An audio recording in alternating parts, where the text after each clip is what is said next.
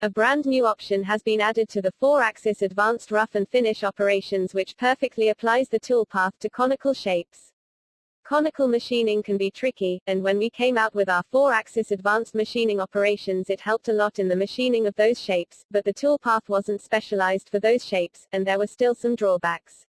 Everything from the step-downs to the limits is now designed for conical shapes. Simply select the checkbox on the patterns page, set the cone angle, and now the entire toolpath is designed for that exact shape, giving you the control to machine exactly what you need with ease.